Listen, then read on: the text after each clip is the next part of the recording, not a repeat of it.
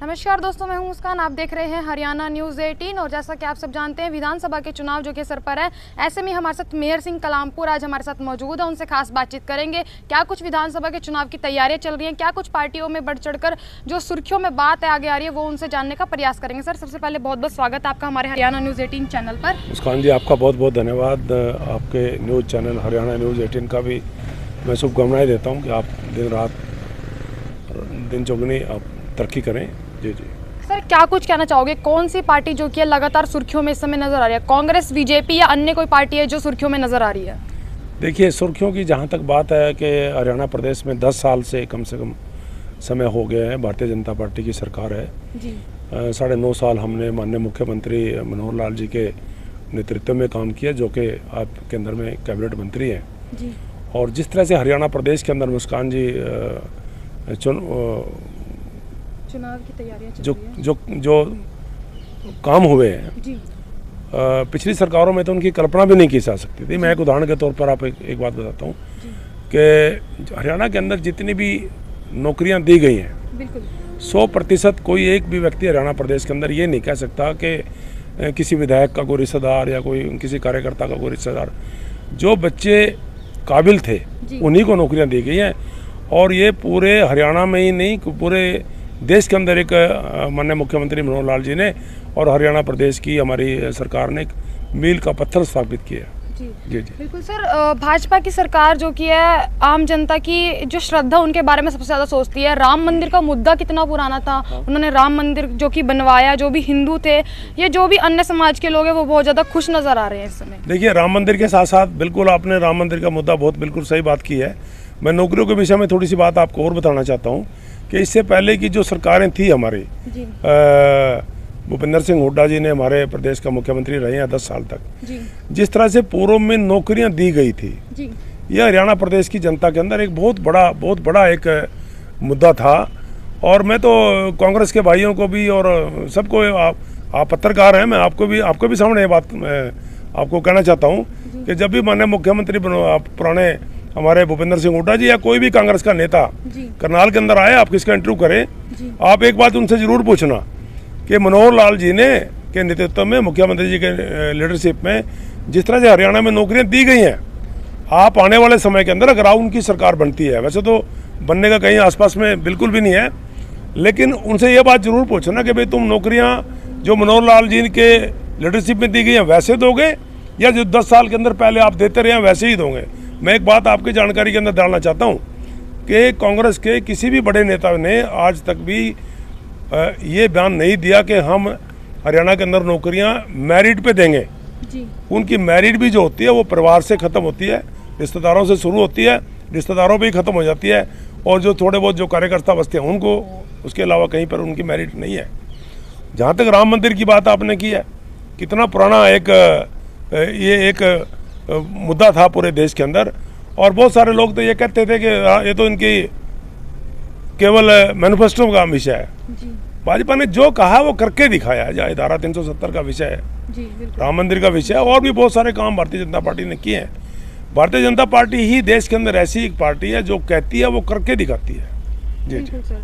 और अगर बात की जाए सर बेरोजगारी की, तो आपने कहा कि बेरोजगारी कम होती जा रही है, लेकिन सर जो युवा है, आप भी जानते हैं आज के समय में युवा है जो लगातार बाहर जाता हुआ नजर आ रहा है, गांव के गांव खाली, उसके बारे में क्या कुछ कहो? मुस्कान जी, अभी आपने देखा होगा हिमाचल प्रदेश के अंदर काफ़ी सारी कई दिन से एक न्यूज़ चल रही है कि सरकार दिवालिया होने के कगार पे है। देखिए, सरकारें जो कांग्रेस की सरकार है या जो दूसरे कई पार्टियां हैं, वो ऐसे वादे कर देती हैं जिसका सब उनको पूरा करना संभव ही नहीं है। जी। मैं ऐसा कोई बात आपके सामने नहीं कहूँगा और मेरी सरकार ने भी ऐसा नहीं कहा है कि सबको रोजगार देना संभव नहीं है, लेकिन जिनको रोजगार मिल रहा है बहुत बड़ी संख्या के अंदर, वो मेरिट पे मिल रहा है, ये बहुत बड़ी बात है।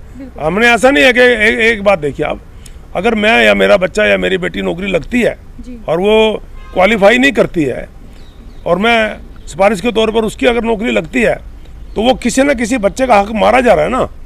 अगर 1 लाख नौकरी लगती है और मेरा उसमें से एक बच्चा सिफारिश पे लग रहा है तो किसी एक बच्चे का हक, उसका जो हक बनता था वो मैंने उसको मार करके, उसके छीन करके अपने बच्चे को, अपने परिवार को आगे बढ़ाने का काम किया। ये कोई अच्छी बात नहीं है। तो युवाओं से भी मैं ये बात कहना चाहता हूँ कि नौकरियां जितनी हैं उतनी ही मिलती हैं। कोई भी सरकार ये नहीं कह सकती कि मैं बहुत बड़ी संख्या के अंदर जितने निकलती है वैकेंसी उतनी होती है। सर, कांग्रेस की सरकार तो लगातार दावा करती आ रही है कि हरियाणा मांगे हिसाब का प्रचार कर रही है, कभी 500 का सिलेंडर दे रही है, कभी प्लाट दे रही है, लगातार बोलती हुई हाँ, जा रही है। बहुत अच्छी बात आपने कही है, बहुत अच्छा आपने सवाल उठाया। ये हरियाणा मांगे हिसाब, जी, उनको बोलो कि 2 हिसाब देते रहे। 10 साल का भूपेंद्र सिंह हुड्डा जी का है, अभी वो कह रहे हैं कि मेरा बेटा मुख्यमंत्री बनेगा, और 10 साल का भारतीय जनता पार्टी माननीय मुख्यमंत्री मनोहर लाल जी का राज है। देखो, दोनों का हिसाब देते रहो ना बराबर बराबर में। हमें कोई जरूरत ही नहीं है सवाल का, किसी बात का जवाब देने की। अगर आपको लगता है तो वो 10 साल का हिसाब मांग रहे हैं, पिछले 10 साल का हिसाब देना और कंपेयर करें, बताएं सारी पब्लिक में जाकर के कि किस किस को आपने नौकरियां दी थी, कौन ऐसे लगते थे, कैसे लगती थी, और अब कैसे लगी है। अपना भी देना 10 साल का हिसाब, बिल्कुल सर। और ये भी दे। खाली एक ही का मांग रहे हो, अरे उसका भी जिक्र तो करो।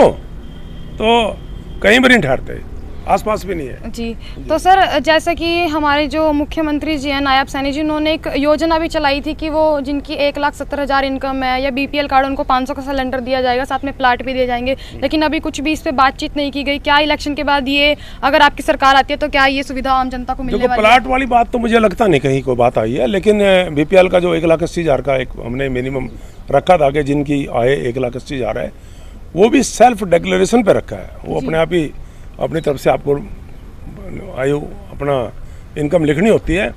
तो वो तो जो वादे नायब सिंह सैनी जी हमारे मुख्यमंत्री जी हैं उन्होंने किए हैं, और जो पूर्व में जो सारे वादे पूरे किए जाएंगे, पूर्व में भी पूरे हुए हैं। सर, अगर भारतीय जनता पार्टी अब की बार हरियाणा में आती है, करनाल में आती है, तो क्या कुछ सुविधा हरियाणा और करनाल को इस समय मिलने वाली है? देखिए, अगर की तो बात में मुझे शंका है। मुस्कान जी, आप कह सकते हैं, आपका अधिकार है जी। मैं तो आपको बड़े विश्वास के साथ ये बात कह रहा हूँ कि हैट्रिक का नाम तो आपने सुना है। बिल्कुल सर। जब हम किसी भी काम को 3 बार करते हैं तो हैट्रिक लगती है जी। निश्चित तौर पर मैं आपको कह सकता हूँ कि हैट्रिक लगने वाली है। और मैं इंद्री विधानसभा का चुनाव प्रभारी हूँ। चुनाव प्रभारी के तौर पे मैं इंद्री विधानसभा के बारे में आपको कम से कम, और मेरा गाँव, मेरा बूथ जो है जहाँ पर मैं रहता हूँ, मेरी विधानसभा करनाल है। मैं 100% आपको कह सकता हूँ कि 5 की 5 विधानसभा की सीटें भारतीय जनता पार्टी करनाल में जीतने जा रही है। और तीसरी बार हरियाणा के अंदर नायब सिंह सैनी जी के नेतृत्व में फिर से अब की बार कमल का फूल खिलने जा रहा है। एकदम कमल का फूल ही खिलेगा, बाकी तो कुछ खिल ही नहीं रहा है। देखो, कमल का फूल और हाथ में तो बड़ा अंतर है। हम किसी को कमल का फूल का तो एक अलग महत्व है। तो सर, इंद्री विधानसभा से सबसे मजबूत दावेदार आपको कौन लगता है? इस समय तो पार्टी ने, हमारे रामकुमार कश्यप जी हैं, पूर्व में विधायक रहे हैं वहाँ से। तो सबसे मजबूत उम्मीदवार इस समय नजर आ रहे हैं आम जनता के? रामकुमार कश्यप है, बाकी तो कहाँ है, कोई है ही नहीं। कोई कौन है वहाँ कैंडिडेट, बताओ आप मुझे। है ही नहीं कोई भी अभी तो। जब आएगा तो फिर देखेंगे। कांग्रेस तो अभी अपने कैंडिडेट घोषित भी नहीं कर पा रही है। अच्छा, ये नहीं पता, वो तो कांग्रेस के लोग ही सिर्फ सारा दिन इस बात का जिक्र करते हैं कि ये किसका कैंडिडेट है, ये शैलजा जी का है, ये भूपेंद्र सिंह हुड्डा जी का है, ये उनके बेटे का है, ये रणदीप सुरजेवाला जी का है, रणजीत। और यहाँ पर तो केवल जो भी व्यक्ति आता है कमल का फूल लेकर के आता है। हमारा कैंडिडेट तो कमल का फूल है। जो व्यक्ति, रामकुमार कश्यप जी आए, उनका स्वागत है। हमारे जगमोहन जी युवा हैं, बहुत बढ़िया काम कर रहे हैं, और मैं निश्चित तौर पर कह सकता हूँ कि बहुत बड़ी बहुमत के साथ हम दोनों ही सीटें जीतने जा रहे हैं। करनाल से भी, इंद्री से भी? हाँ बिल्कुल, करनाल और इंद्री क्या, 5 की 5 विधानसभा करनाल की। हरियाणा में अच्छे बहुमत के साथ माननीय मुख्यमंत्री नायब सिंह सैनी जी तीसरी बार सरकार बनने जा रही है। तो क्या कुछ आम जनता से अपील करना चाहोगे, जो लोग आपसे प्यार करते हैं, जो लोग आपको सुनते हैं, जो भाजपा पार्टी से प्यार करते हैं, उनको सपोर्ट करते हैं, हर बार कमल का फूल खिलाने का प्रयास करते हैं, उनके लिए क्या कुछ मैसेज देना चाहोगे? प्यार मैं तो एक ही संदेश देना चाहता हूँ कि जो भी व्यक्ति आपके पास वोट मांगने आए, उसको यह जरूर पूछना कि 10 साल जो भूपेंद्र सिंह हुड्डा जी ने सरकार चलाई थी, नौकरियाँ दी थी, जो दूसरे काम किए थे, ट्रांसफ़र की थी, आप वही चाहते हो या जो माननीय मुख्यमंत्री मनोहर लाल जी ने 10 साल का भाजपा का राज रहा है वैसे चाहते हो? सवाल जरूर पूछना। मैं तो मीडिया से भी ये बार बार अपील करना चाह रहा हूँ कि आपका तो कम से कम ये रहना ही चाहिए कि कांग्रेस के लोगों से पूछो कि नौकरियां कैसे दोगे। आप एक बात देखिए, एक वीरेंद्र सिंह हमारे पूर्व में बड़े नेता रहे हैं जींद में कांग्रेस के, उन्होंने कहा भी पर्ची तो चलती है ऑन रिकॉर्ड। अरे पर्ची चलती है तो खर्ची भी चलती होगी। पर्ची कैसे, पर्ची क्यों दे रहे हो आप? उन्होंने कहा कि पर्ची तो चलती है, पर्ची तो चलनी ही चाहिए। कैमरे पे कर रहे हैं। जब ये पर्ची चलाएंगे तो आप किसी गरीब का हक, जिस बच्चे ने, किसी ने बीकॉम किया है, कि वो सारी उम्र जिसने बीएससी किया, आप किसी का गरीब का हक खा करके अपने बच्चों का पेट भरते हो, इससे बड़ा पाप मुझे तो नहीं लगता, हो नहीं सकता। आपके बच्चे पढ़ नहीं सकते और पढ़ते हैं तो मेरिट पे बिठाओ ना आप उनको, जो ताकतवर होगा वो सिलेक्शन हो जाएगा। मेरिट पे ही नौकरी मिलती रहेगी, किसी भी कीमत के ऊपर हम इसको नहीं करेंगे। पूरे हिंदुस्तान के अंदर आज देखिए विकास का जाल कितना है जी। आप सड़कें देख लिए, करनाल की सड़कें देखिए, विकास का काम कितना हुआ है जी। मैं आपके सामने बिल्कुल करनाल की जनता से भी, जिला के सभी मैं लोगों से भी ये कहना चाहता हूँ कि भूल से भी ये गलती मत करना। मैं एक और बात आपको कह रहा हूँ जी। गलती से और तो बनने का कहीं कोई चांस ही नहीं है। अगर बन गई तो 6 महीने के अंदर देखना ये सड़कों के ऊपर क्या हालत होने वाली है।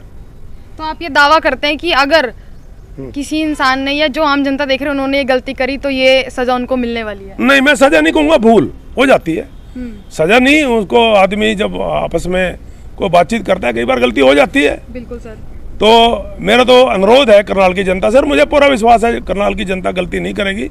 2 बार नहीं की गलती तो तीसरी बार भी नहीं करेगी। मुस्कान जी, और आपका तो मीडिया का सहयोग तो हमें जरूर चाहिए। बिल्कुल सर। और इससे बड़ा एक, हम तो चुनाव को तो ये कहते हैं कि भी पर्व है, मेरिट पे ही सब कुछ होगा। और वैसे ही के वैसे जिस दिशा के अंदर हम 10 साल से जा रहे हैं, उसी दिशा को हम और आगे बढ़ाएंगे, विकास के और ज़्यादा काम करेंगे जी जी। तो जैसा कि अभी हमने सर से बात की, सर का कहना यही है कि बिना खर्ची बिना पर्ची के नौकरी। और साथ ही साथ मैं आपको बता दूं कि सिर्फ और सिर्फ ये कहना चाहते हैं कि जिसको भी आप वोट दें, सारी चीज़ें देख के दोनों पार्टियों ने क्या क्या कार्य किए या क्या कार्य आगे आम जनता जो है वो चाहती है कि उनकी पार्टी करे, भाजपा पार्टी, कांग्रेस पार्टी, जिससे भी जो भी वो अपील रखते हैं वो भी कमेंट करके हमें बता सकते हैं। और मेरी आपसे ये अपील, इस खबर को ज़्यादा से ज़्यादा शेयर करें, लाइक करें, कमेंट करें, और जो भी आप क्वेश्चन करना चाहते हैं वो कमेंट में बता सकते हैं।